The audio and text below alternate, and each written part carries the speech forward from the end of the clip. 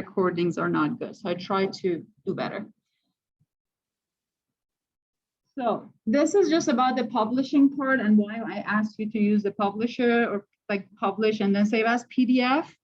So when you want to create sections and the like reference, not reference list, like table of content, using a double percent and a space will tell the software that, hey, this is a new section. So when you hit publish, it could be published as PDF or HTML. I'm just going to do HTML because when I did PDF last time, it took forever. Yeah, PDF is just, it's in PDF format. So you see that you have the content. And then if it is a HTML, you can even go to that section by clicking it. So it's good for you if you save it. If in general you're using MATLAB a lot, just publish it as this when you send it to someone. So as your report, not your M code. So they can access easily. And as you can see, there are really nice sections created here. The reason there is an error here because it's asking for the input from the user, right? The user, when you're publishing, you can't use this function. So it's telling that, hey, there is some error and probably it would not find anything because there was no input, right? So if I just want to show you, if I take this and it's just PA, I'm saving. By the way, this is MATLAB Online. Publish. I basically taken that section out, right? So a lot of you, not a lot of you, some that I know, there's like 19 of you. You wrote your code, you tried to create section, but you actually didn't use the format. You don't have table of content, you don't have sections. For us, when we are grading, for example, as when people forward thematic, I know where you might make mistakes. So I only go to that section first. We are not going to check every part of the code. There's an output, right? If there's an output, it's working. But we are going to look at specific sections. Say, oh, what is your method? So you are making our life easier. So if you're your customer, you're your supervisor, you can write this report for us, right? If it was for you, just okay, encode, and file, you print has, okay, I'm full, I can do it. But you can't pay for us, so make it accessible. Try to, as engineers, try to think about your customer at all times. So me pushing you to do this is to help you to develop that skills if you don't have. All right. So if you haven't done it in this first assignment, we're not going to deduct points, but leave a mark that you're missing sections or like content. And that if you use this function in Matlab, it does it for you. Now, if some of you know how to use LaTeX, you can even write all the formula and equation in this. You can create a really good document just within your code. Make sure that you always are commenting through your code, because when you send it to someone else, it means that they are going to go through it. So you have to make sure that's clear for them. And also for you later on when you come back to this 2 months later. Okay, make sense? So try to adopt those good habits. So for this assignment, we're gonna check the requirement of the actual content. You will not lose points for assignments from now on. Any programming, if you don't follow, you will lose points. For me, it is important. Okay, awesome. And I'm gonna close this, stop sharing on that, and then share with my question. Got it. Any questions about class so far or from the assignment? No. So if you have looked through the modules, you'll see that homework 1 is posted, but you probably have no idea what to do with the questions. So I have a habit of posting the questions before I sometime talking about, but I want you to go through the questions. And when you're listening to the lecture, when you hear things that are related, you'll be like, oh, I'm gonna use this content to solve my homework. So giving you the question beforehand. So if you look and say, oh my God, there are 3 questions, I have no idea what to do with them. Don't panic. It's on purpose, all right? And as we go forward, you will see that I think the deadline is next week and like next week class time, I think. And by the end of this week, you will know how to do all 3 of them. But by today, you already would know how to do 2 of them. So you can just start working on them. All right. Okay. Just wanted to share that I know you might not know everything that is happening in the homework. All right. So far, we learned about axes or XYZ axis, how they're connected. We talked about their rotation. Now, today is going to be kind of like, why are we using all these rotations? Like, what are the common use of them? And then as we go forward, we will connect these concepts. Now, the goal is you will end up doing a project that you have to solve a 6 degree of freedom, 3 degree of freedom, 4 degree of freedom robot, and find the trajectory, the velocity, and everything. But you have to start from kinematics. Before that, you have to start with putting the axes on every single joint, your XYZ. Now, if I was a robot, this is pretty cool, and this is the robotic arm, right? So I'm putting this XYZ frame. If this is my end effector frame, I'm gonna assign frames to this, right? Now close your eyes. So this is my home position. Now open your eyes. So this is the same frame, right? It ended up here. You didn't know how it got here, right? You know what is the frame here, XYZ, you know where it started. Now, this is the inverse kinematic problem. What command do I send to my joint to get to this point, right? So we will learn that from every rotation, every motion that happens, it will affect our frame. And by multiplying those rotation matrices, we can find this final position. So everything that you're saying is going to help us to get there. There's a lot of fundamental to be covered. The first thing is, okay, first of all, okay, we are going to say that XYZ, how am I going to use it? Okay, this is rotation around Z axis. So what? How am I going to use it? So you're going to see 3 of those uses, common uses today. And as we go forward, I will add to them. All right. They might seem simple or not too important, but when you're actually using them, they will show their importance. The first use of them is representing an orientation. This is something you have seen before, right? Let's say you have a fixed frame, XS, YS, ZS, this frame on top here. And we are going to have this point P that could represent a rigid body, right? If you have one point on, that can move with the rigid body. Now we want to know where this point is with respect to our original frame. So I put the fixed frame here so you can see. Now look at the axis of frame A. So I wrote the frame name here. So what is the rotation matrix of frame A with respect to fixed frame?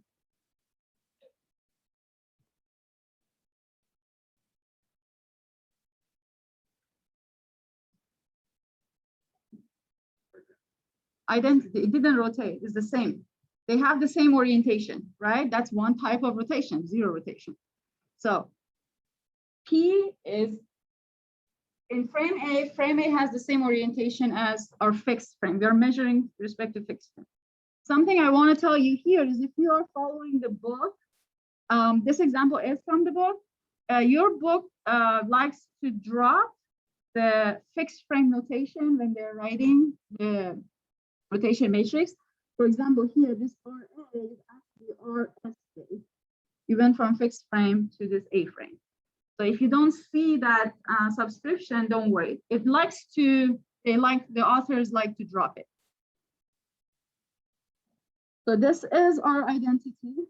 So there was no rotation here. Now we are in frame P.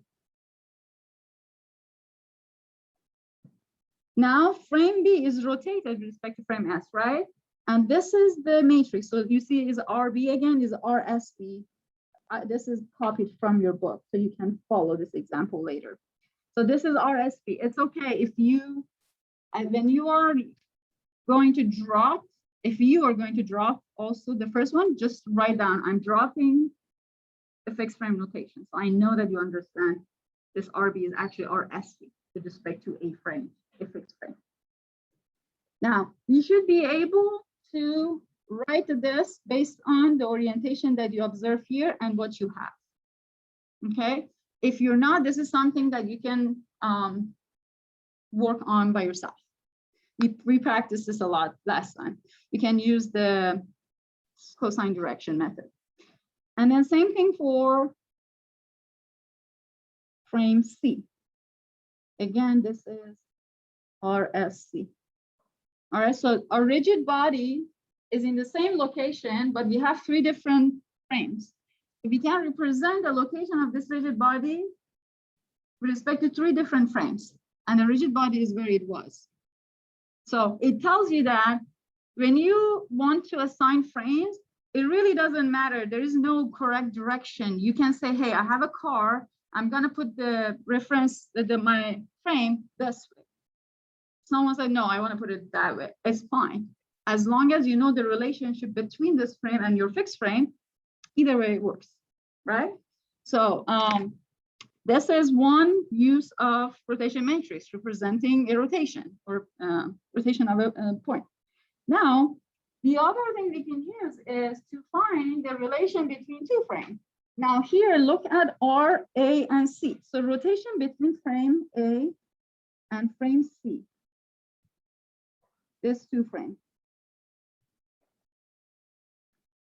You should be able to find this rotation from observing the 2 frames.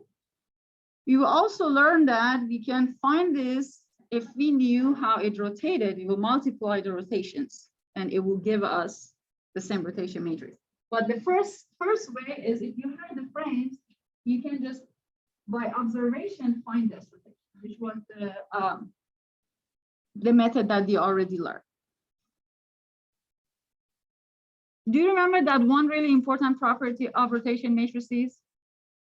That R transpose is equal to R inverse. So if you wanted to find RCA, the rotation from C to A, you don't have to do it all over again. As long as you have one of them one way, you will find the transpose. So the rotation is inverse, right? Going from frame A to C. If you go from C to A, you're inversing the rotation. You don't have to go through all those 9 elements to find. You just get the transpose of the first rotation.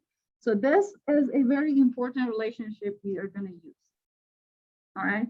So if I had a point that was, which is point P, I had point P, I had this, I can find P in C.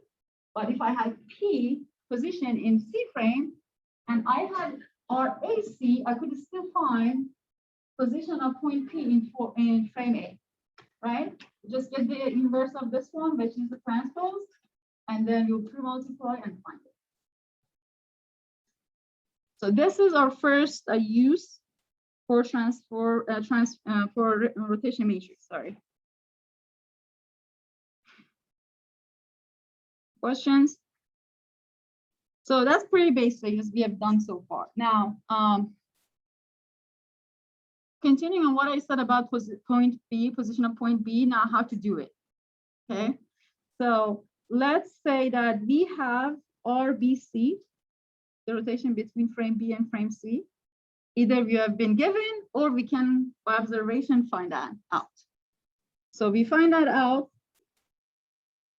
And let's say that I want to know what is the rotation of frame C with respect to our fixed frame. So I know the rotation of frame B with respect to frame S. So I know this rotation. If I know also this rotation, I can find this. So if you have 3 frames and you know the rotation of two of them respect to each other, you can find the third one. Now, one quick and easy notation to remember is these, you can think of these two canceling each other. So if I wanted RSC, I know at least for a fact one way is to find RSP multiplied by RBC. That will definitely give me RSC. Okay? Because at some point, like sometime you have a camera, you have a robot, you have a ball moving, and you have a robotic arm missing. The robotic arm is trying to grab the ball and put it on the desk. And your camera has to observe this. Your arm is on your car, has to go to that table and grab it, right? So you might want to know what is the position of ball with respect to the camera and what is respect to the arm, because arm has to go grab it. If you have the rotation of the frame on each of them, if you have those rotation matrices, voila, everything is good. But if you have two of them, you can't find the third one. So they're all connected, right? So this is another use of rotation matrix. You can change the frame, or if you're missing one frame, but is in the loop, you can find what the rotation that's missing, all right?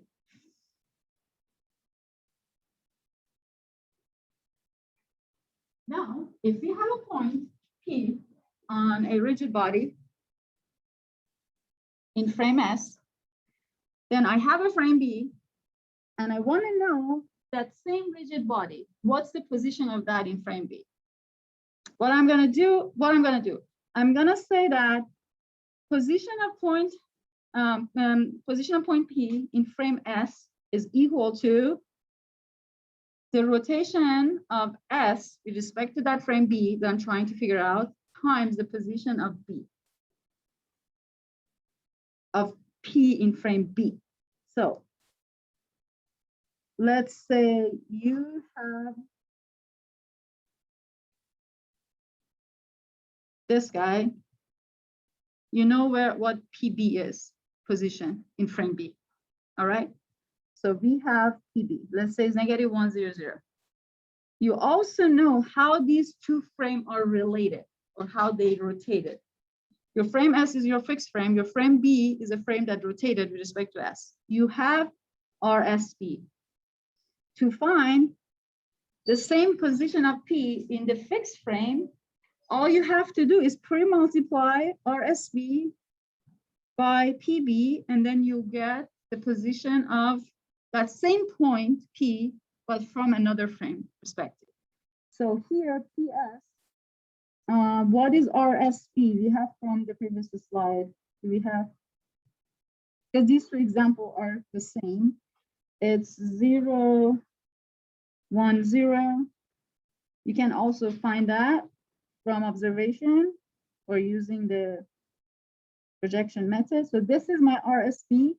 I have PB -100. If you do this multiplication, you will get this number.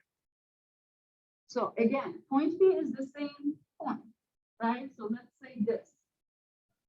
There is a reference frame in my frame at the robotic arm, right? Let's say you are a camera or another robotic arm. We are looking at the same object, but we are rotated. You have different orientation. To find, if you know where this is, where am I with respect to the other frame, you can tell where this object is with respect to that other frame. All right. So your previous class participation, the box that you rotated, so your job was to just find the rotation matrix, right? Now, if you have the position in original position and you have the rotation matrix, you can easily find the position after rotation. Correct? Because that rotation is a new frame, if you want to think about it. Clear? The third use of rotation matrix is rotating a vector. Now, here vector could be a position, it could be a velocity, right? So we're just saying vector right now. If I am showing this vector with 0, 1, 1, what it is. This is transpose, so just writing vector that way. To find V0, 1, going from frame 0 to frame 1, this is x0, y0, z0 is your frame 0. Your vector rotated inside that frame. But you know that, so your new frame, sorry, so you have your frame 0, your frame rotated pi over to a 90 degree around y-axis. Now you want to know where your vector will end up. So V0, 1 would be rotation around y, pi over 2 times that vector. And you will get, since this is rotation around y, so one cheat is if it is rotation around y, this is going to be always fixed. And then you have to fill out the rest of sine cosine that you have. So if you use those for 90 degree, this would be ry for 90 degree, 0, 1, 1. This is your new vector.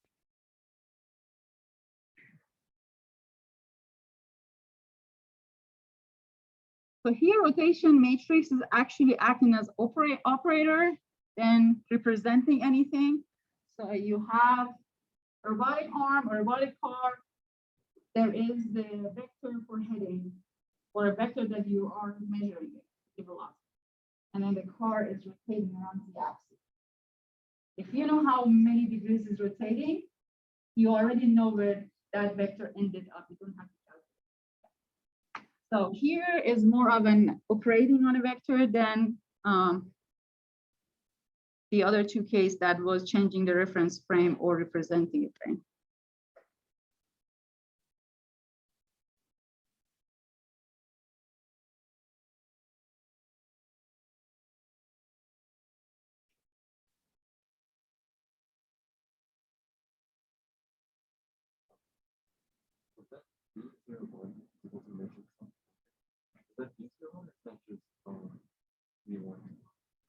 So this is because, so you're showing that this vector V0 was in frame 0, right? So it's a new vector. We can call it later vector 1, but by writing 0, 1, we're showing that this originally was in frame 0 and then the frame rotated to 1. So if you want to say later on V1, that's acceptable. Here's just a notation to show you that it rotated with respect to the original frame. All right, so those are the three main use of rotation matrix. Now, so far, every time we are rotating about an axis, right? X, Y, and Z for some degrees. If you rotate around x-axis, you know you can follow this matrix, this rotation matrix for theta, for Z and Y. You have seen it before. But what if we have an arbitrary axis or vector in the 3D space and everything was rotating about that? You know, we know it's combination of the three axes. You could use this general form. So this is still 3 by 3, right? 3 by 3 rotation matrix. But it is not rotating around X or Y or Z. It's actually a combination of all three of them. So a vector that is arbitrary is called omega. If you can find the elements of omega, the projection on X and Y and Z, create that vector. So if your omega, you know omega 1, omega 2, and omega 3, then you can use this form to find the rotation matrix, and you know what is the theta of that vector, right? So here you'll see the shorthand signs.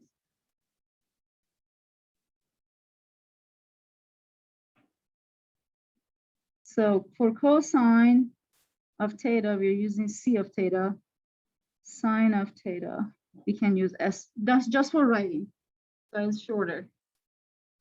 This is the general equation for rotation around an arbitrary axis. We're gonna see this again on Friday, and we're gonna actually dig into it. And let's say that you're from here, some rotation happened. I want to know, can you define an arbitrary, can you define a vector and a rotation that will result in the same thing? It's easier because instead of dealing with 3 or 4 rotation matrices, you just have one, okay? Also note that if you had rotation of negative omega and negative theta, it would be equal to rotation of omega and theta. The proof of all of this is in your book. You should be able to use them, all right? I don't care about proving. I'm not gonna ask you to prove this for me, all right? But you should be able, whenever you see an application that you could use this statement, you can use it.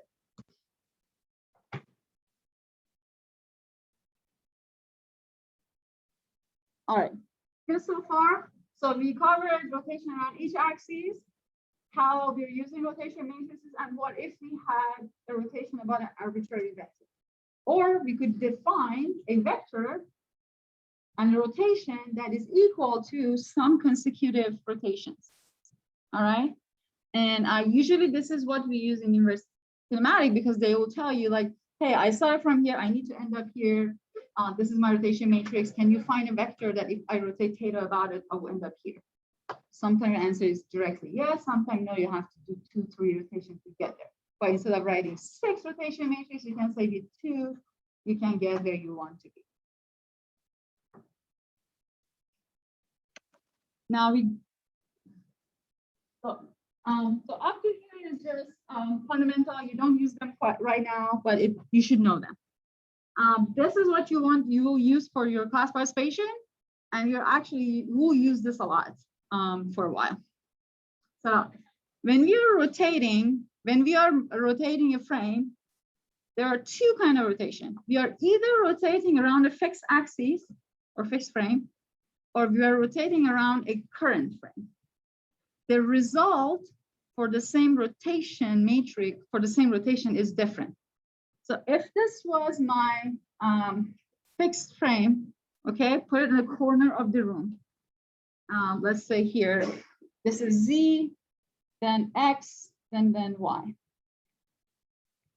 So I'm copying the new axis. So this is my fixed frame. I'm going to keep it here, and then I'm gonna say, okay, rotate around Z axis for theta. So currently they're both on top of each other, and then rotate around Z axis for theta, right? Then your next rotation, if I say rotate, so remember that the green is X, all right? Now, if I say rotate around X axis for 45 degrees, there are 2 X axes currently available, right? The green one and the X axis of your fixed frame. So if I rotate this frame around X axis of this frame, I'll end up here. If I rotate it around X axis of this frame, I end up here. So it will be 2 different results. So it is important for us to know every time we are rotating with respect to what reference frame. One is called fixed frame, which is this frame. So you can move around, this is your car, and say, okay, rotate around Z. Okay, is this Z of fixed frame you're rotating? But you say that rotate around Z of your frame that you currently are in. And if this was the Z frame, you will rotate like this, all right? If you are rotating around the current frame, the frame that's on the rigid body, and you're moving with it, that's why current or body frame, we will post-multiply that rotation. So remember, here we're talking about multiple rotations, all right? So if the rotation happens around the current frame, it's post-multiply. So here you have rotation around Y0 for phi. So I'm going to show phi like this, both of them from your phi. And then this is your first rotation. The second rotation is rotation around your Z. So it's your Z1, right? You're in the current frame. So rotation around Z1 for theta. It will give us this rotation, and this is the rotation matrix. You simply multiply the two rotation. Your rotation are your standard basic rotation around an axis. You already have the equations. You just have to multiply, use MATLAB, boom. Now, we are using the same rotation, but this time we are going to rotate them around the fixed frame. So if you're sleeping, wake up, please. This is important. All right. So my fixed frame is Z0, X0, and Y0. All right. Now, the first rotation was R, Y0, and phi. Y0 and phi. So this is Y0 rotating phi created Z1. Now, the second rotation was RZ and theta. Now this time, we are still rotating around the fixed frame, right? So it's the Z of this guy. So here is your Z1, the current, but we're not rotating about that. We're rotating around this current fixed frame. So this will be rotation theta. You will end up with this. In this case, you will pre-multiply the rotation that was about the fixed axis. Okay, if you want to see them side by side, if this is your fixed frame, this is your body or current frame.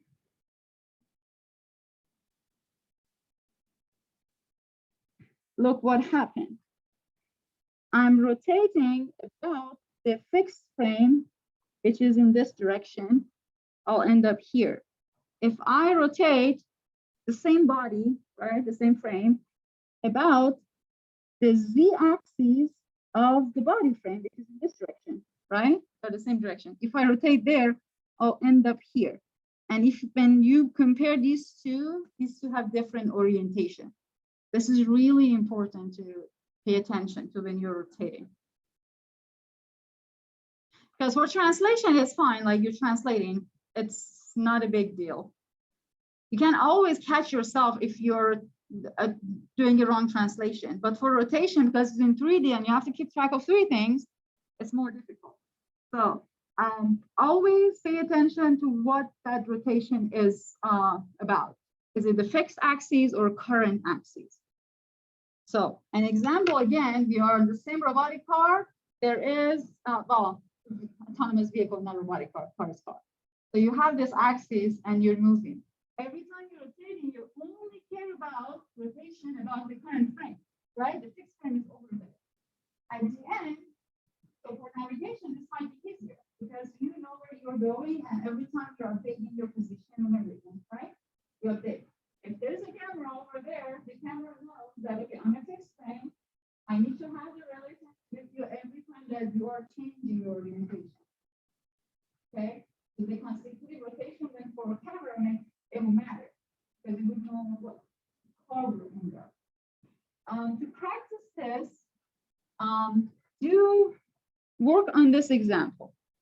This is just basic, simple example to just help you to see how to lay down the rotation matrices. All right. Once you're done, submit it on Carmen.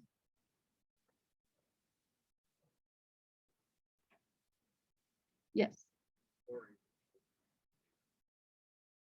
Where is oration?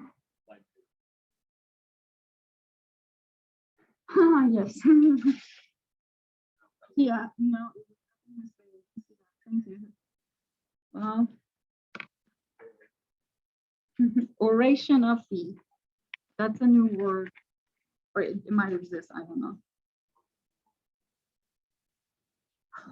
You know what happened? Totally spelled it wrong. What was trying to?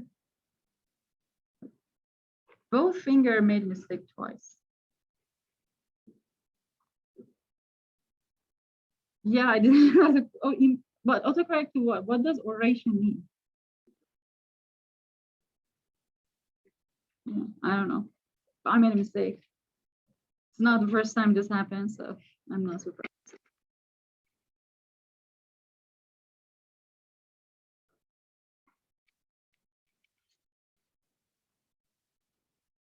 Okay, I'm gonna walk around and check your work. If you're on Zoom, it will be quiet for a while.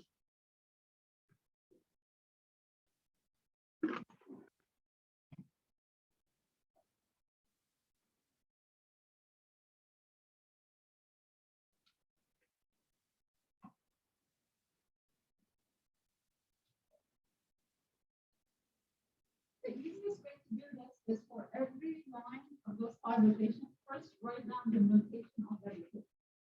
Let me write the first one for you. Okay. Make it easier to figure it out. So, a rotation of about current axes. The current here is the keyword. The rotation about x-axis and theta, right? Let's write it that way. If this was our total, this is the first rotation that happens, right? I'm going to put it in the middle. And then write down all the rotations and then place them post or pre-multiply. I'll probably grab this.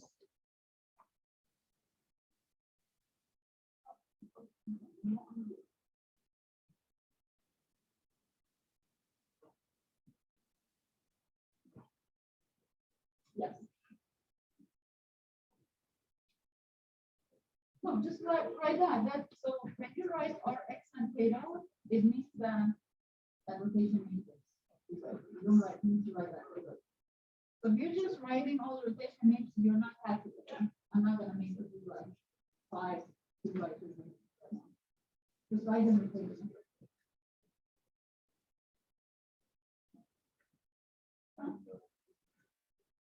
That's good.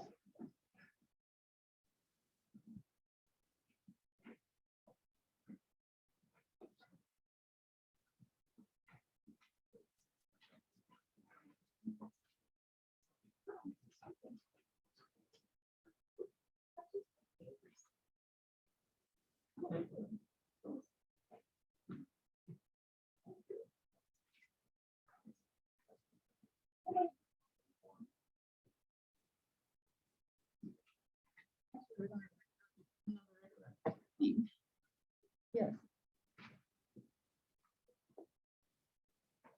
Looks like what I'm looking for. I don't even know what this is probably like. But this is what I'm looking for. You don't have to write all the matrices, but you do have to know what they are.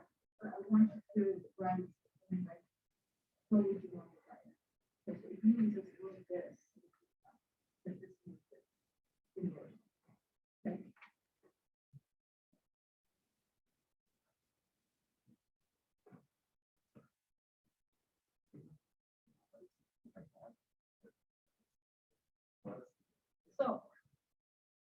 So how many rotations is happening then? 5, right? We are going to find our total, right? The first rotation I put in the middle. Now, those 2, 3, 4, 5. What is the notation? And then it is 3 multiplied, 4 multiplied. Then distribute it. You don't have to do the actual multiplication. Yeah, just write a statement. Yes. Yeah, something like that. Now, if you had the theta and all the actual numbers, you know what the rotation looks like, right? Because those are the standard. If you plug the angles, they will give you our total. You use MATLAB. Yeah. Are you still working on it? Yes. I'll just put it there so this is the first one. It doesn't have to be in the middle. You have to start somewhere, right? Yeah. So now what if you have the value on 30, 45, 55, 65.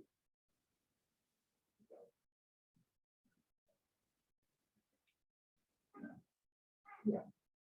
So you basically, yeah, so when you basically use MATLAB, so you write a function that obviously is going to be application. It's like that as an input.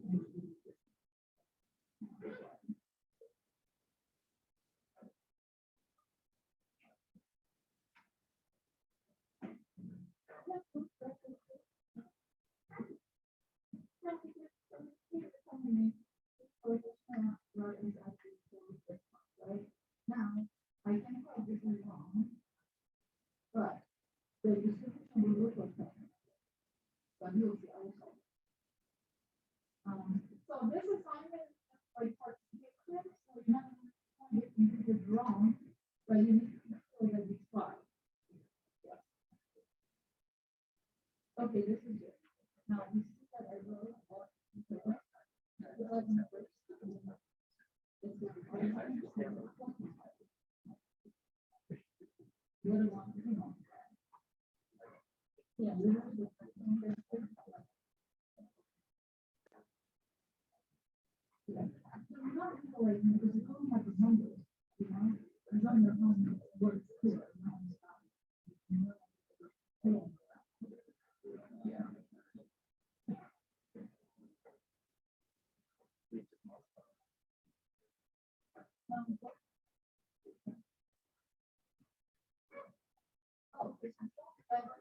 actually write in this form like R clear because we really just for example MATLAB is always for us.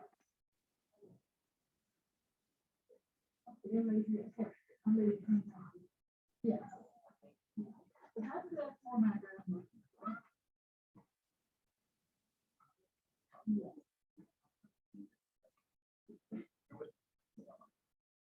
Looks like the format before or the database file as PDF. So I'm going to solve this, but we will do it step by step. So 5 rotations, right?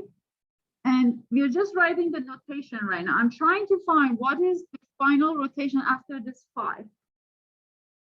So the first one, I just put it in the middle or put it somewhere because, you know, there are some pre-multiplier, post-multipliers that create space.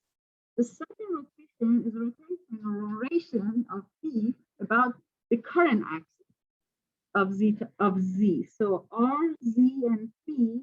Now, if we rotate about current axis, is it a post-multiplier or pre-multiplier?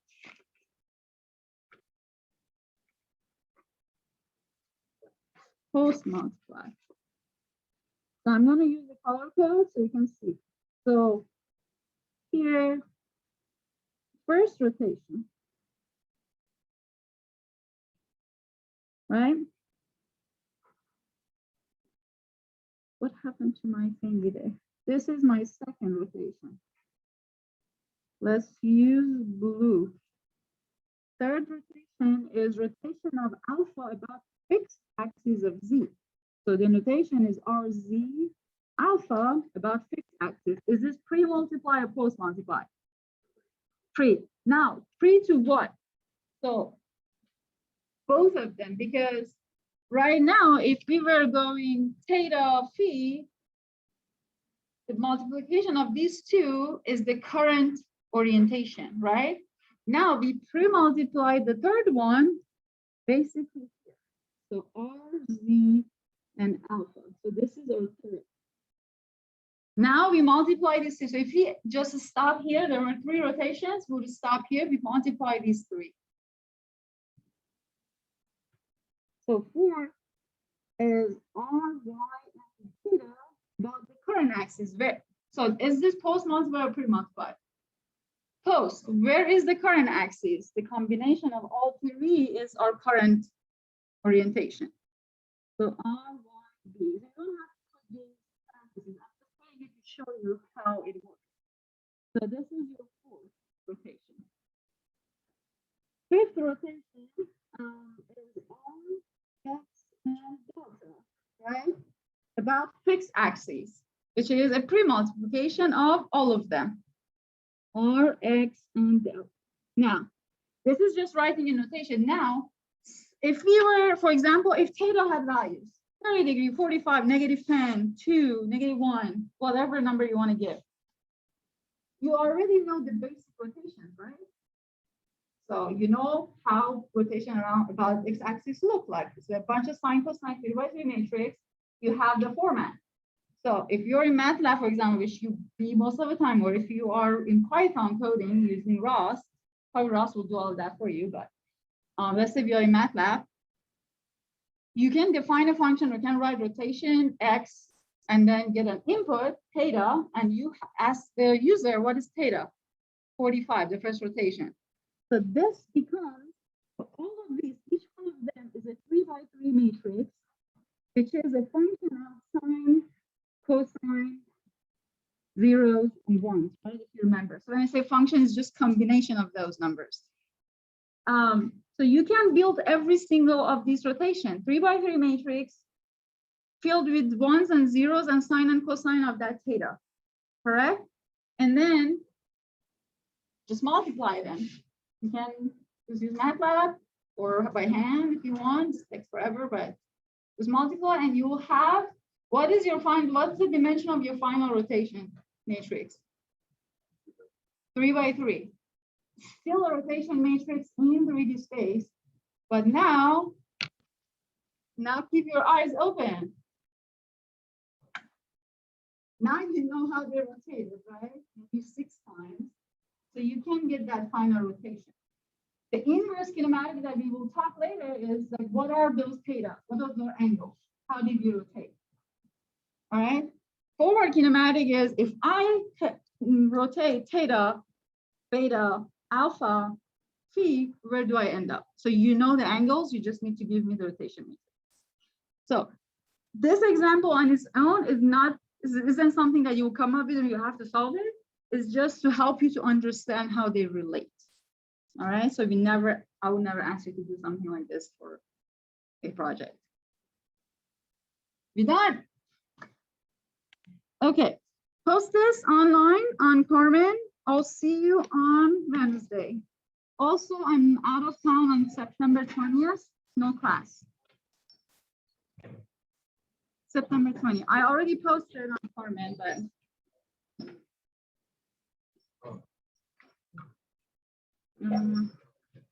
already works. Hold on.